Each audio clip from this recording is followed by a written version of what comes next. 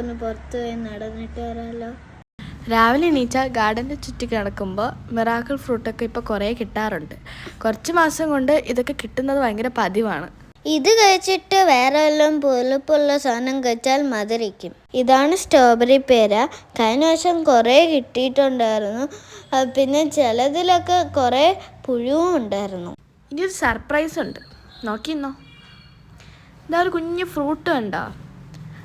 ഇതാണ് ജബോട്ടി ഗാബ. 8 വയസ്സായിരുന്നപ്പോൾ മേടിച്ചതാണ്. ഞാൻ ഇപ്പോൾ 8th ഗ്രേഡിലായി.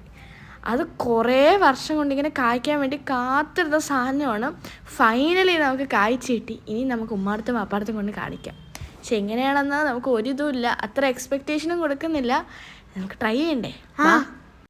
ഞാനും അമാലും ഇപ്പോൾ ഇത് കാണിക്കാൻ വേണ്ടി ഓടിക്കൊണ്ടിരിക്കുകയാണ്.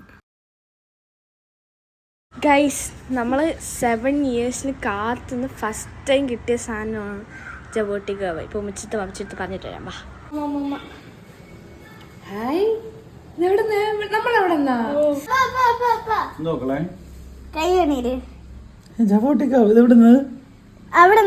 എനിക്ക് തരണം. ഞാൻ കഴിച്ചു നോക്കി, അടിപൊളിയായത്.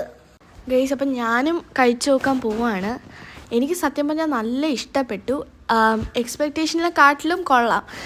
മുന്തിരി പ്ലസ് വേറെ ഏതോ ഒരു സംഭവത്തിൻ്റെ ടേസ്റ്റാണ്. ഇത് മാത്രമല്ല നല്ല പുളിപ്പും ഉണ്ടായിരുന്നു. വീഡിയോ അത്രേ ഉള്ളൂ. ബൈ.